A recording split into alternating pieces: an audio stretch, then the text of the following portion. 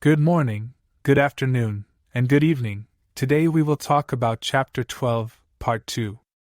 We follow the flow. Roth IRAs. Investors may also choose another form of individual retirement account called a Roth IRA. The traditional IRA offers jam today in the form of an immediate tax deduction, provided your income is low enough to make you eligible. Once in the account, the money and its earnings are taxed only when eligible. Once in the account, the money and its earnings are taxed only when taken out at retirement. The Roth IRA offers jam tomorrow. You don't get an upfront tax deduction, but your withdrawals, including investment earnings, are completely tax-free. In addition, you can Roth and roll. You can roll your regular IRA into a Roth IRA if your income is below certain thresholds. You will need to pay tax on all the funds converted, but then neither future investment income nor withdrawals at retirement will be taxed. Moreover, there are no lifetime minimum distribution requirements for a Roth IRA, and contributions can continue to be made after age 70 and a half. Thus, significant amounts can be accumulated tax-free for the benefit of future generations. The decision of which IRA is best for you and whether to convert can be a tough call. Fortunately, the financial services industry offers free software that lets you analyze whether or not conversion makes sense for you. Many mutual fund companies and brokers have Roth analyzers that are reasonably easy to use. If you are close to retirement, and your tax bracket is likely to be lower in retirement, you probably shouldn't convert, especially if conversion will push you into a higher bracket now. On the other hand, if you are far from retirement and are in a lower tax bracket now, you are very likely to come out well ahead with a Roth IRA. If your income is too high to allow you to take a tax deduction on a regular IRA but low enough to qualify for a Roth, then there is no question that a Roth is right for you, since your contribution is made after tax in any event. Pension plans. A variety of pension plans are available from your employer. In addition, self-employed people can set up plans for themselves. 401k and 403b pension plans. Check whether your employer has a pension profit-sharing plan such as a 401k, available from most corporate employers, or a 403b, available from most educational institutions. These are perfect vehicles for saving and investing since the money gets taken out of your salary before you even see it. Moreover, many employers match some portion of the employee's contribution so that every dollar saved gets multiplied. As of 2014, up to $17,500 per year can be contributed to these plans, and the contributions do not count as taxable income. For people over 50, some of whom may need to play catch-up, contribution limits for 2014 were $22,500 per year. Self-employed plans. For self-employed people, Congress has created the SEP IRA. All self-employed individuals from accountants to Avon Ladies Barbers IRA. All self-employed individuals from accountants to Avon Ladies, barbers to real estate brokers, doctors to decorators are permitted to establish such a plan, to which they can contribute as much as 25% of their income, up to $52,000 annually. If you moonlight from your regular job, you can establish a SEP IRA for the income you earn on the side. The money paid into a SEP IRA is deductible from taxable income, and the earnings are not taxed until they are withdrawn. The plan is self-directed, which means the choice of how to invest is up to you. Any of the mutual fund companies that I list in the Random Walker's Address book can do all the necessary paperwork for you. Millions of taxpayers are currently missing out on what is one of the truly good deals around. My advice is to save as much as you can through these tax-sheltered means. Use up any other savings you may have for current living expenses, if you must, so you can contribute the maximum allowed. Saving for college. As easy as 529. 529. College savings accounts allow parents and grandparents to give gifts to children that can later be used for college education.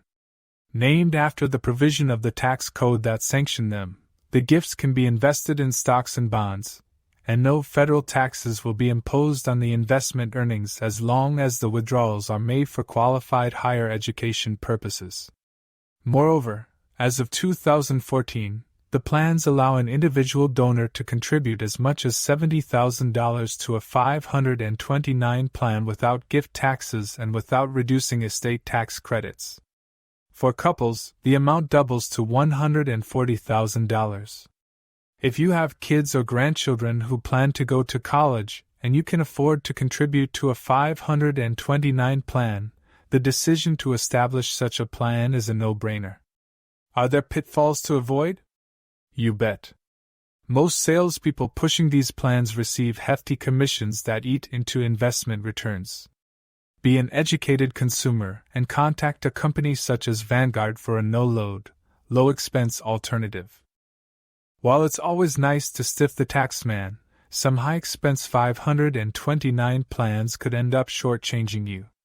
Also note that 529 plans are sanctioned by individual states, and some states allow you to take a tax deduction on your state income tax return for at least part of your contribution. Thus, if you live in such a state, you will want to get a plan from that state. If your state does not allow a tax deduction, choose a plan from a low-expense state such as Utah. Moreover, if you don't use the proceeds of 529 plans for qualified education expenses, including mid-career retooling or post-retirement education, withdrawals are not only subject to income tax but also carry a 10% penalty. Keep in mind that colleges are likely to consider 529 assets in determining need-based financial aid. Thus, if parents believe they will be eligible for financial aid when their child goes to college, they could be better off keeping the assets in their own names or, better still, in the names of the child's grandparents.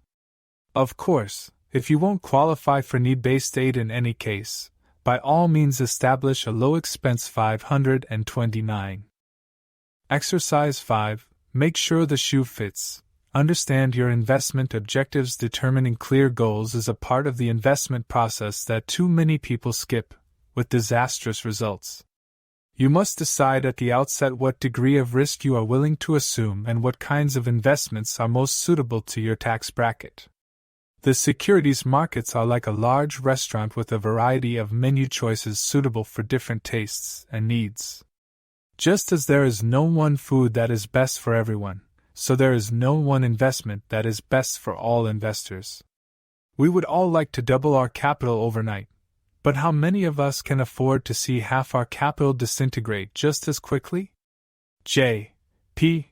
Morgan once had a friend who was so worried about his stock holdings that he could not sleep at night. The friend asked, "What should I do about my stocks?" Morgan replied, "Sell down to the sleeping point." He wasn't kidding. Every investor must decide the trade-off he or she is willing to make between eating well and sleeping well. The decision is up to you. High investment rewards can be achieved only at the cost of substantial risk-taking. That has been one of the fundamental lessons of this book.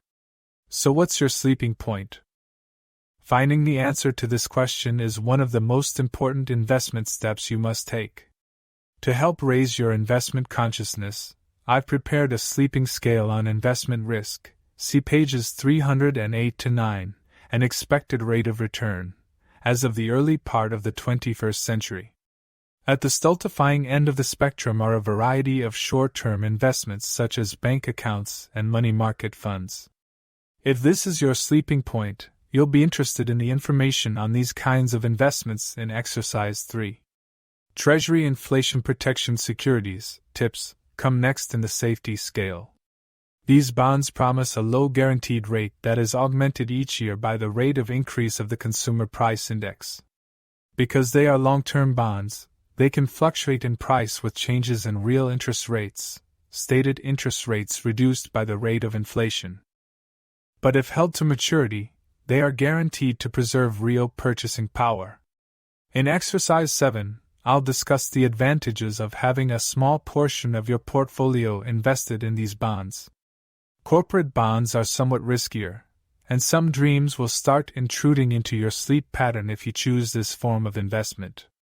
Should you sell before then, your return will depend on the level of interest rates at the time of sale.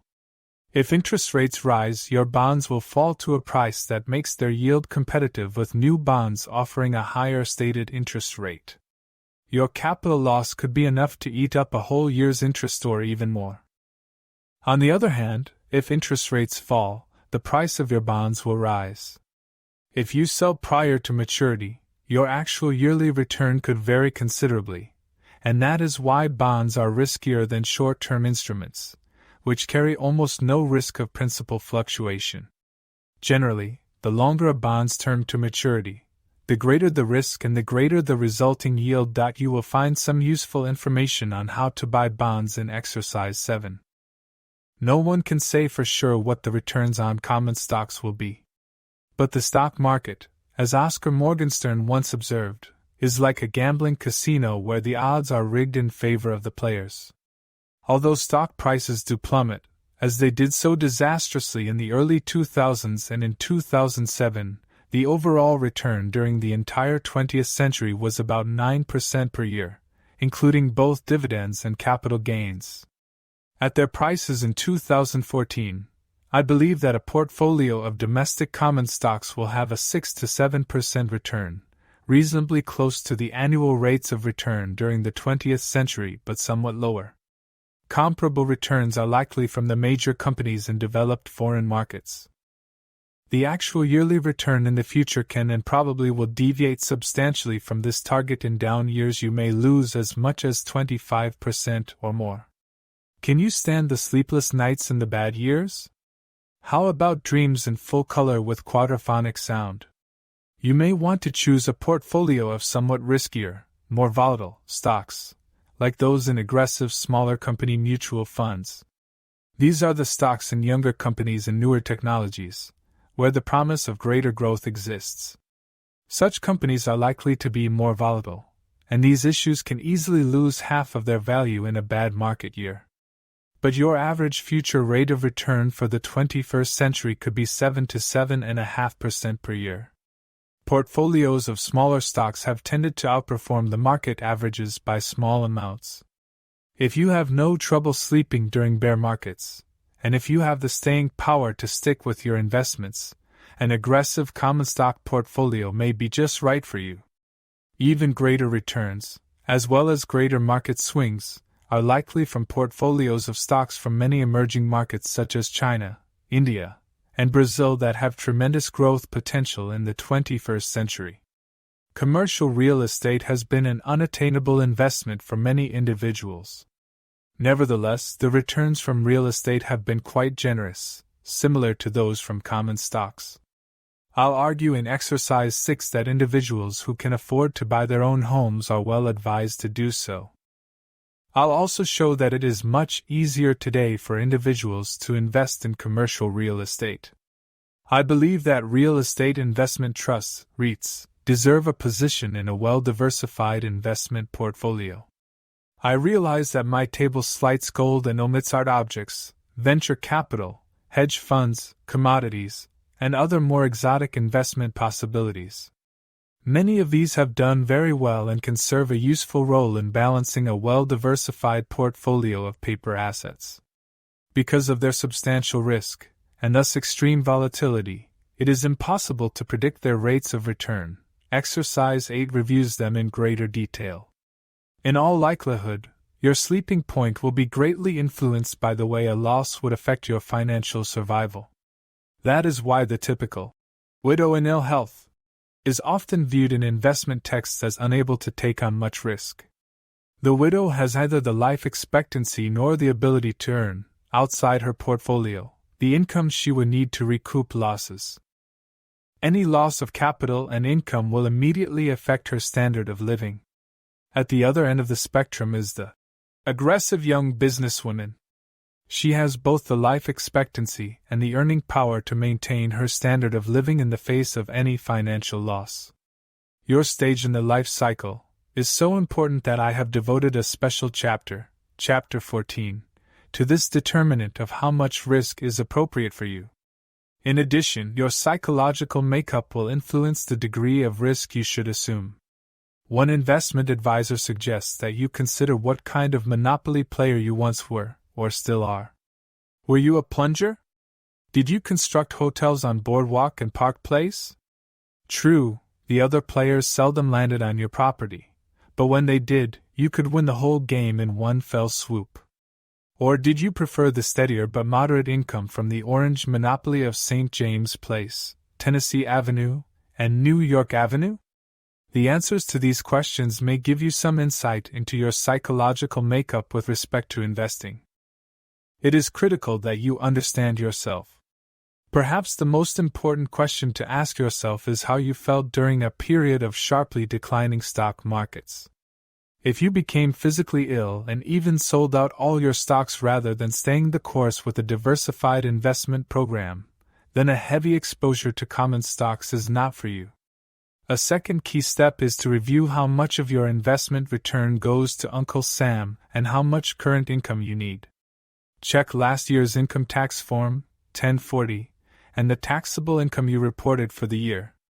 For those in a high marginal tax bracket, the rate paid on the last dollar of income, there is a substantial tax advantage from municipal, tax-exempt bonds. If you are in a high tax bracket, with little need for current income, you will prefer bonds that are tax-exempt and stocks that have low dividend yields but promise long-term capital gains, on which taxes do not have to be paid until gains are realized, perhaps never, if the stocks are part of a bequest.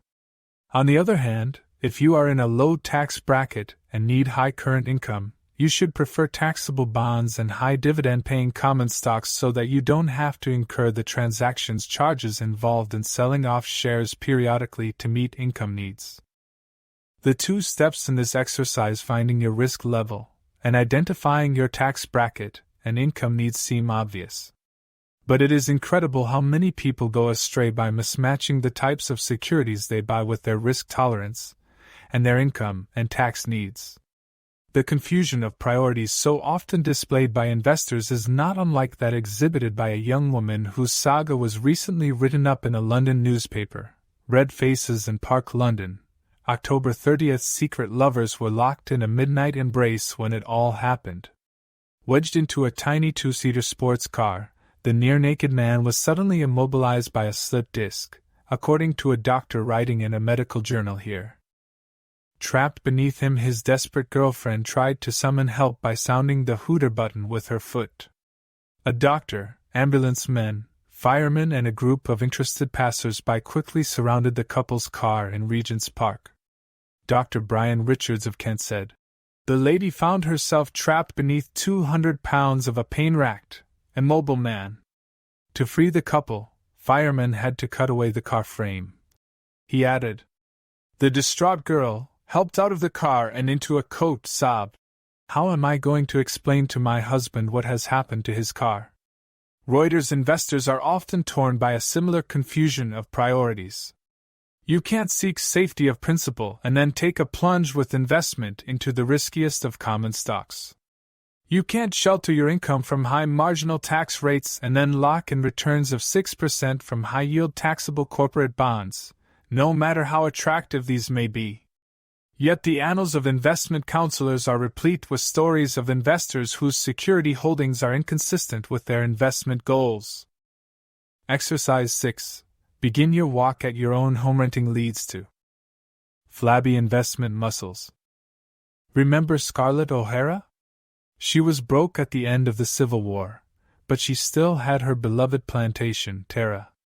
A good house on good land keeps its value no matter what happens to money. As long as the world's population continues to grow, the demand for real estate will be among the most dependable inflation hedges available. Although the calculation is tricky, it appears that the long-run returns on residential real estate have been quite generous. We did have a bubble in single-family home prices during 2007 and 2008.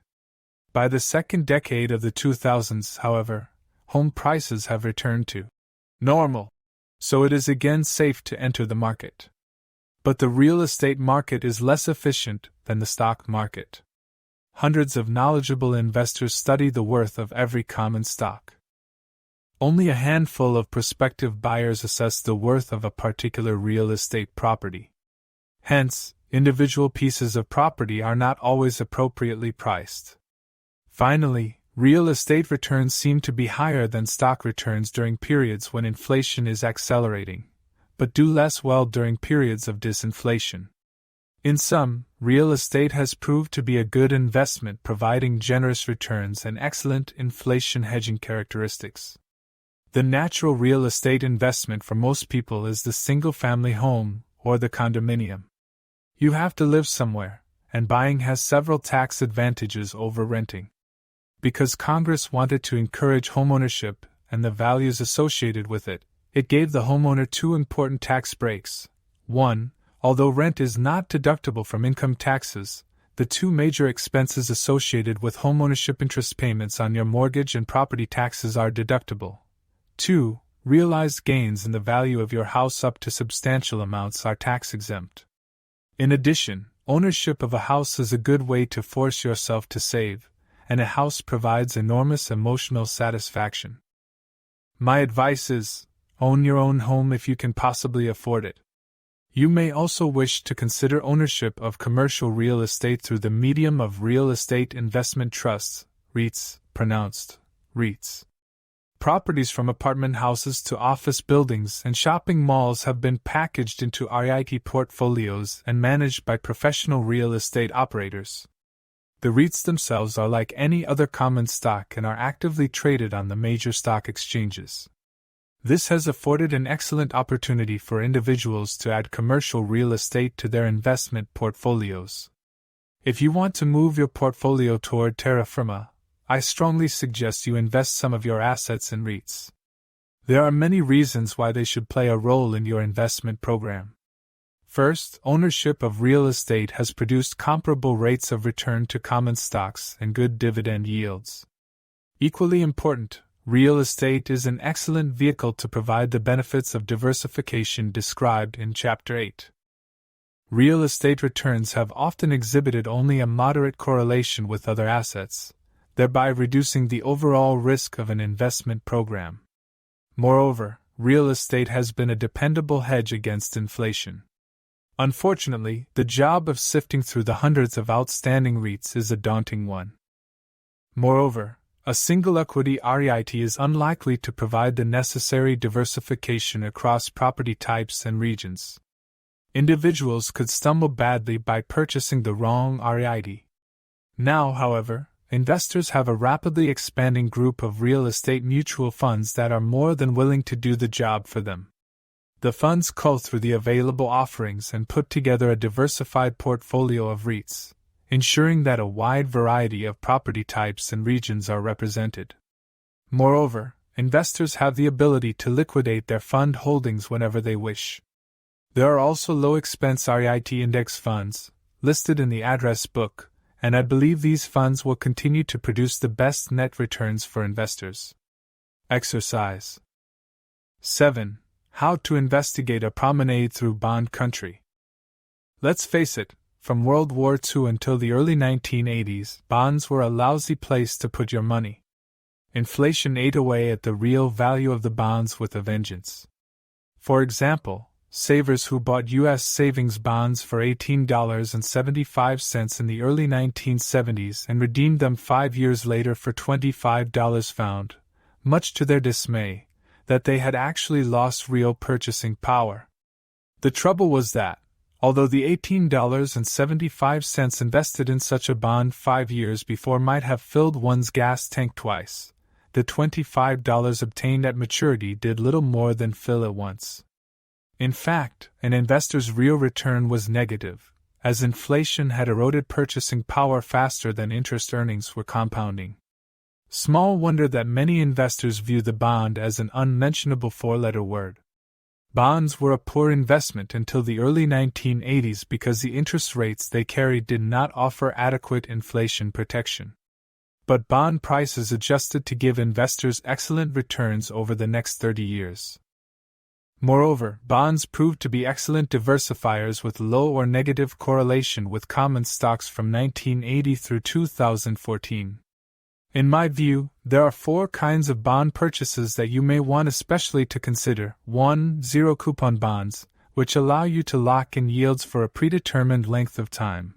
2. No-load bond mutual funds, which permit you to buy shares in bond portfolios. 3. Tax-exempt bonds and bond funds, for those who are fortunate enough to be in high tax brackets. And 4. U.S. Treasury inflation protection securities (TIPS).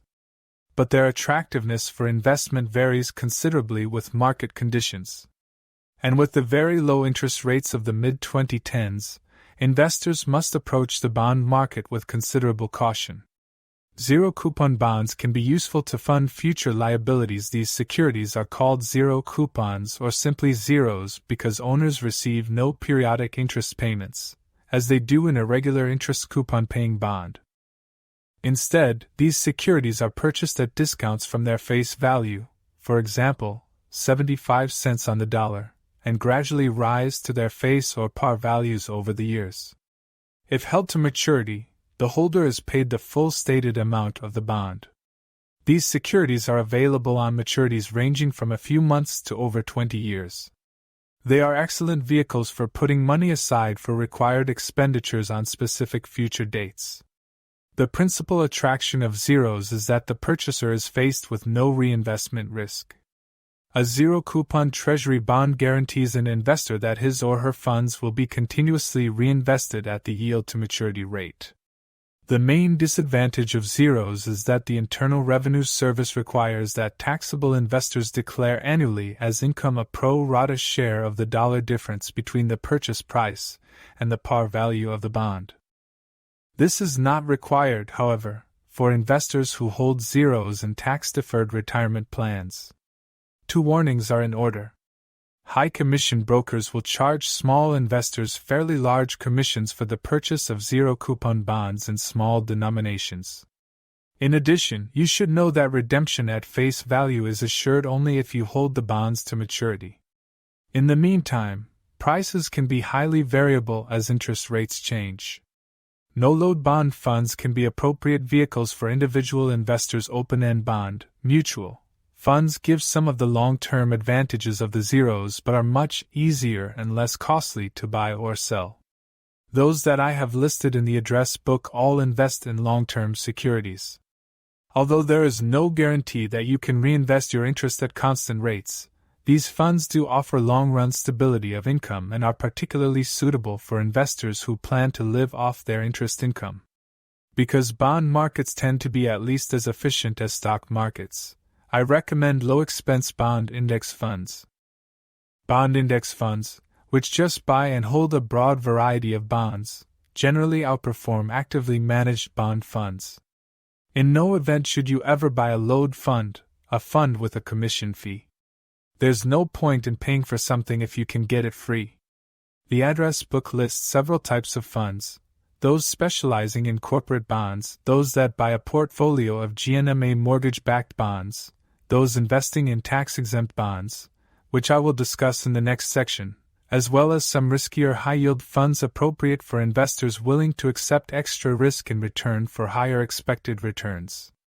Tax-exempt bonds are useful for high-bracket investors if you are in a very high tax bracket. Taxable money funds, zeros, and taxable bond funds may be suitable only within your retirement plan. Otherwise, you need the tax-exempt bonds issued by state and local governments and by various governmental authorities, such as port authorities or toll roads. The interest from these bonds doesn't count as taxable income on your federal tax form, and bonds from the state in which you live are typically exempt from any state income taxes. During 2014, good quality long-term corporate bonds were yielding about 4.5%, and tax-exempt issues of comparable quality yielded 4%. Suppose your tax bracket, the rate at which your last dollar of income is taxed, is about 36%, including both federal and state taxes. The following table shows that the after-tax income is $115 higher on the tax-exempt security, which is clearly the better investment for a person in your tax bracket. Even if you are in a lower tax bracket, tax-exempts may still pay, depending on the exact yields available in the market when you make your purchase. If you buy bonds directly, rather than indirectly through mutual funds, I suggest that you buy new issues rather than already outstanding securities. New issue yields are usually a bit sweeter than the yields of seasoned outstanding bonds, and you avoid paying transaction charges on new issues. I think you should keep your risk within reasonable bounds by sticking with issues rated at least A by Moody's and Standard & Poor's rating services. Also consider so-called AMT bonds. These bonds are subject to the alternative minimum income tax and therefore are not attractive to individuals who have sheltered a significant part of their income from tax. But if you are not subject to the alternative minimum tax, you can get some extra yield from holding AMT bonds. There is one nasty heads I win, tails you lose feature of bonds. If interest rates go up, the price of your bonds will go down. But if interest rates go down, the issuer can often call the bonds away from you, repay the debt early, and then issue new bonds at lower rates. To protect yourself, make sure that your long-term bonds have a 10-year call protection provision that prevents the issuer from refunding the bonds at lower rates. For some good tax-exempt bond funds, consult the list in the address book. If you have substantial funds to invest in tax-exempts, however, I see little reason for you to make your tax-exempt purchases through a fund and pay the management fees involved. If you confine your purchases to high-quality bonds, including those guaranteed by bond insurance, there is little need for you to diversify, and you'll earn more interest. If you have just a few $1,000s to invest, however, a fund will provide convenient liquidity and diversification. There are also funds that confine their purchases to the bonds of a single state so that you can avoid both state and federal income taxes. Closed-end tax-exempt bond funds will be described in Chapter 15.